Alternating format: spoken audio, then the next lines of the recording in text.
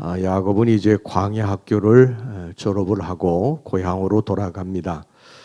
그런데 야곱에게는 두려운 것이 하나 있었습니다. 형 에서였습니다. 장자권을 빼앗긴 형 에서가 고향에 있었던 것입니다. 그래서 야곱은 형에게 사자들을 보냈습니다. 3절 말씀입니다. 야곱이 세일 땅 에돔들에 있는 형 에서에게로 자기보다 앞서 사자들을 보내며 그리고 형에게 은혜 받기를 원한다고 전하라고 했습니다. 자, 5절 말씀입니다. 내게 소와 나귀와 양떼와 노비가 있으므로 사람을 보내어 내 주께 알리고 내 주께 은혜 받기를 원하나이다 하라 하였더니 이 에서에게 줄 그러한 예물들, 뭐 정확하게 이야기하면 뇌물이라고 봐야 되겠죠. 엄청난 양의 그러한 그 낙타, 또 암소, 황소, 암나귀 이런 것들을 이 에서를 위해서 준비를 해서 에서의 마음을 좀 누그러뜨리려고 했었습니다. 그런데 형에게 간 사자들이 와서는 절망적인 소식을 전했습니다. 형이 400명을 거느리고 이 야곱을 만나러 온다는 것이었습니다. 지금 야곱에게는 이 형을 대항해서 싸울 만한 군사들이 하나도 없었습니다. 더군다나 형은 사냥꾼이기 때문에 자신 하나 죽이는 것은 일도 아니었습니다. 이 위기의 순간에 야곱이 어떻게 합니까? 첫 번째 우리 11절 말씀 보겠습니다. 11절 말씀. 내가 주께 간구하오니 내 형의 손에서 에서의 손에서 나를 건져내시옵소서. 내가 그를 두려워하면 그가 와서 나와 내 처자들을 칠까 겁이 나기 때문이니이다. 하나님 앞에 기도하기 시작을 합니다. 야곱이 위기를 만날 때의 제일 첫 번째 하는 선택은 항상 기도입니다.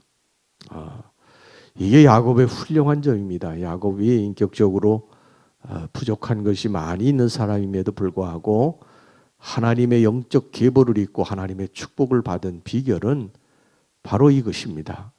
야곱의 중심에는 하나님이 계셨어요. 늘 어렵고 힘든 일들이 있을 때마다 제일 먼저 하나님을 찾습니다. 여러분, 우리가 힘들고 어려운 일이 있을 때 제일 먼저 떠오르는 사람, 떠오르는 분이 우리들의 마음의 중심에 있는 사람이고 중심에 있는 분이세요. 여러분이 힘들고 어려울 때 제일 먼저 떠오르는 분이 주님이면 주님이 여러분들의 중심에 계시는 것입니다. 항상 첫 자리에 계시는 거예요. 그러나 어떤 특정한 사람을 떠올린다면 주님은 여러분들의 중심에 계신 분이 아니십니다. 여러분 살다가 위기를 만날 때 우리들이 제일 먼저 해야 할 일이 하나님을 찾는 것입니다. 하나님의 성전으로 올라가서 기도하는 일인 줄로 믿습니다. 이 하나님께서 이 야곱이 이 위기의 순간에 기도할 때요, 이렇게 말씀하셨어요. 12절 말씀 봅시다. 주께서 말씀하시기를 말씀하셨어요. 야곱이 기도하니까 하나님이 응답하신 것입니다. 주께서 말씀하시기를 내가 반드시 내게 은혜를 베풀어 내 씨로 바다에 셀 수 없는 모래와 같이 많게 하리라 하셨나이다. 야곱이 여기서 죽으면 그 씨가 있을 수가 없죠. 그러니까 이게 무슨 말씀입니까? 야곱이 내가 구원받게 될 것이다. 야곱이 하나님 앞에 죽을지도 모른다. 에서의 손에 죽을지도 모른다는 그 위기의 순간에 하나님 앞에 기도하니까 하나님께서 내가 죽지 않을 것이다. 내 씨가 저 바다에 모래와 같이 셀 수 없게 많이 될 것이다. 이렇게 말씀을 하셔서 그의 생명을 구원해 주실 것을 약속해 주셨습니다. 여러분, 하나님 지금도 우리의 기도에 귀 기울이시는 분이심을 믿으시기를 바랍니다. 이 성전에서 올리는 기도를 하나님께서 기뻐 받으십니다. 여러분 천사들이 요한계시록 8장에 보면 우리들이 기도할 때 천사들이 우리 좌우에 있는 천사들이 우리의 기도의 이 향을 가지고 이렇게 하나님의 금단 보좌로 올라간다고 그랬습니다. 그래서 그 금단 보좌를 하나님의 이 보좌 앞에 이제 하나님의 금단 보좌 앞에 우리의 기도 향을 이렇게 쏟아 놓으면 하나님이 그것을 보시고 우리들에게 이렇게 선별하셔서 주신다고 그렇게 말씀하십니다. 그런데 우리는 지금 기도하지 않아요. 많은 사람들이 기도하지 않습니다. 세상에 빠져서 피곤하다고 바쁘다고 여러분 세상에서 제일 어리석은 사람입니다. 여러분 우리가 믿으면서도 예수를 믿으면서 교회 다니면서도 기도하지 않는다. 이것은 가장 중요한 무기를 손에다가 들지 않고 놓고 다니는 사람입니다. 여러분 기도하는 사람이 어리석어 보일지 몰라도 가장 지혜로운 사람입니다. 하나님께서 때를 정하시고 우리들에게 응답해 주시는 것을 믿으시기를 바랍니다. 그리고 끊임없이 기도하시기를 바랍니다. 하나님의 응답은 어떤 모양으로든지 오는데 여러분 가장 좋은 것으로 옵니다. 할렐루야. 그 다음에 우리가 두 번째 이제 기억해야 될 말씀이 24절에 나와 있습니다. 야곱은 홀로 남았더니 어떤 사람이 날이 새도록 야곱과 씨름하다가 홀로 남았더니 야곱이 홀로 남았습니다. 형이 400명을 거느리고 자신을 죽이려고 달려온다는 소식을 듣고 야곱은 두 아내, 두 여종, 11아들을 다 먼저 보냈어요. 그리고 야복강가에 홀로 남았습니다. 야곱은 홀로 남았더니 굉장히 중요한 말씀입니다. 야곱은 모든 사람을 다 보내고 야복강가에 홀로 남았습니다. 그리고 거기서 하나님을 만나게 됩니다. 우리에게도 홀로 있는 시간이 반드시 필요합니다. 하나님을 만나려면 반드시 홀로 있는 시간을 가져야 됩니다. 세상은 너무 시끄럽고요. 너무 정신없고 바쁩니다. 이 속에서 하나님을 만나는 것은 불가능합니다. 하나님 지금도 계속해서 우리들에게 말씀하시는데 이 말씀하시는 것을 우리들이 들으려면 세상의 소음을 차단해야 돼요. 여러분 사람들 만나서 왁작지껄 떠들고 대화하는 속에 하나님의 음성을 듣는 경우는 결코 없습니다. 하나님과 홀로 대면의 시간을 가지고 하나님의 음성을 들으려고 귀를 기울일 때 하나님께서 말씀하시는 것을 듣는 것이지 그냥 정신없이 이리저리 뛰어다니면서 하나님을 만나고 하나님의 음성을 들을 수가 없어요. 그래서 우리는 인간 사회에서 사람의 소리 또 이런 것들을 다 차단하고 하나님의 음성을 듣기 위해서 늘 하나님 앞에 홀로 서야 됩니다. 물론 이제 사람들과도 어울려야 되죠. 인간 사회에 살면서 사람들하고 단절하고 살 수는 없습니다. 어울려서 정보도 얻고 스트레스도 풀어야 됩니다. 가끔 어울리는 것은 문제되지 않아요. 그러나 매일 사람들 속에서 둘러싸여서 그렇게 살면 우리의 영성이 절대 자라지 않습니다. 사람은 외로움 속에서 사실은 그의 인격도 깊어지고 영성도 깊어지는 거예요. 여러분 하나님은 모세를 미디안 광야로 보내셔서 홀로 남겨지게 하시고 거기서 그에게 나타나시지 않습니까? 세례 요한도 광야로 보내셔서 홀로 있게 하시고 그를 만나 사용하셨습니다. 또 하나님께서 바울을 쓰실 때도 아라비아 광야로 홀로 보내셔서 거기에서 만나셔서 또 사용하셨습니다. 여러분 누구든지요 일주일만 성경책을 들고 골방에 들어가서 혼자 있으면 그것으로 아무도 들어오지 못하게 하고 문을 닫고 우리가 하나님의 음성을 들으려고 하나님 만나려고 하면 하나님이 그 문을 열고 들어오십니다. 그러니까 하나님만 들어오실 수 있는 문이죠. 아무도 들어올 수가 없습니다.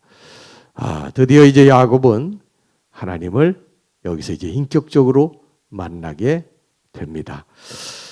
그 다음에 세 번째 우리들이 살펴봐야 될 것이 뭐냐면 25절입니다. 25절 말씀, 자기가 야곱을 이기지 못함을 보고 그가 야곱의 허벅지 관절을 치매 야곱의 허벅지 관절이 그 사람과 씨름할 때에 어긋났더라. 하나님은 이 막 끈질기게 매달리는 야곱의 허벅지 관절을 치셨습니다. 야곱이 뭐 얼마나 끈질긴 사람이에요. 그 장자권을 얻기 위해서 어머니 뱃속에서부터 장성할 때까지 그냥 그걸 끈질기게 손에 넣으려고 매달리지 않았습니까? 아버지의 축복권을 내가 받아야 산다 그러면서 그 아버지의 축복권을 받기 위해서 막 아버지를 속이고 뭐 여기 염소 그 털 가죽을 형처럼 보이기 위해서 이렇게 손목에 메고 그렇게 하고 아버지 앞에 나갈 정도로 그렇게 하나님의 축복을 받고 장자권을 내가 가져야 되겠다는 끈질김이 있는 사람이었죠.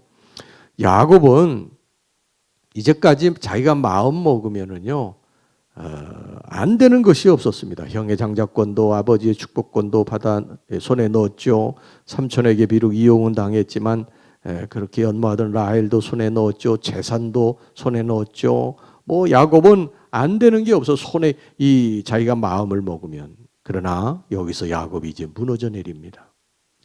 그 세상에 어떤 마음만 먹으면 안 되는 것이 없는 그러한 세상적인 정욕, 그런 끈질김 이런 것들이 다 이제 무너져 내립니다. 하나님께서 야곱의 허벅지 관절을 치셔가지고 더 이상 힘을 쓸 수 없게 만든 것입니다. 하나님께 항복한 것이죠. 이제 야곱은 하나님만 붙듭니다. 자, 26절 말씀 봅시다. 그가 이르되 날이 세려하니 나로 가게 하라. 야곱이 이르되 당신이 내게 축복하지 아니하면 가게 하지 아니하겠나이다. 드디어 이제 야곱은 하나님으로부터 새로운 이름을 얻습니다. 성경의 이름이 바뀌었다고 하는 것은 그 사람의 전 인생이 바뀌었다고 하는 것을 의미하는 거예요. 그 사람의 성품, 그 사람의 출생, 살아온 배경 모든 것이 그의 이름 속에 함축되어 있거든요. 유대인들은요. 그래서 야곱이라고 하는 이름은 남의 발꿈치를 잡고 걸고 넘어지는 자, 좋지 않은 이름이죠. 그런데 이 야곱이라고 하는 이름이 뭐로 바뀌게 됩니까?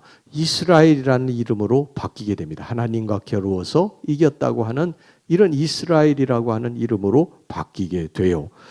이제까지 야곱은 누구의 통치나 지배나 간섭을 받아오지 않고 자신만 믿고 살아왔던 사람이었는데 이제는 하나님의 통치를 받는 사람이 됐다는 것입니다. 바뀌었다는 것입니다. 그의 이름이 바뀌었다는 거예요.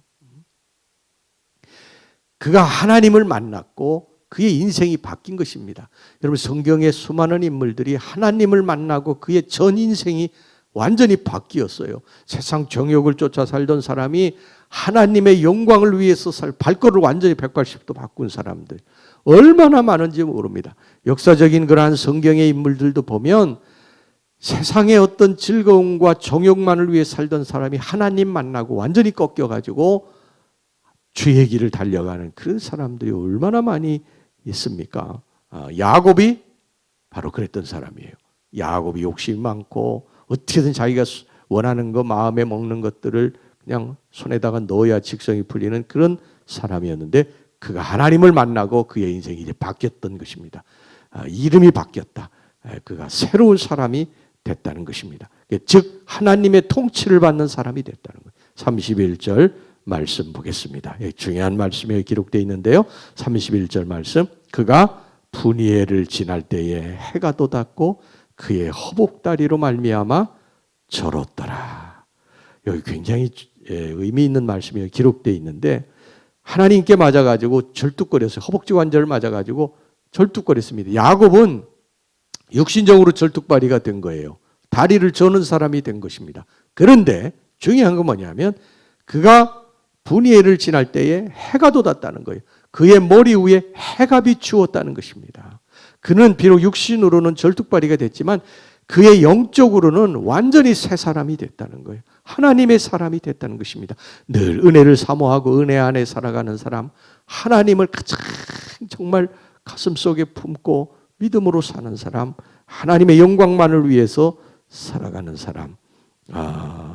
인간적으로 그가 의지하던 것들이 다 꺾였지만 영적으로는 찬란한 아침 햇살과 같은 광명이 그를 찾아와서 비추게 된 것입니다. 여러분, 우리의 인간적인 것이 꺾여서 절뚝거리는 분은 없습니까?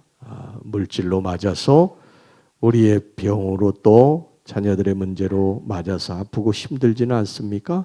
그러나 그것이 고통을 주지만 그로 인해서 우리는 다시 태어나게 될 것입니다. 내가 물질이 많았으면 여러분 하나님 믿었겠습니까? 내가 건강했으면 하나님 붙들고 살겠어요? 내가 잃은 것이 많지만 내 인생에는 하나님의 분이엘의 찬란한 빛이 비춰오고 있다는 사실에 늘 감사하고 살아갑시다. 할렐루야.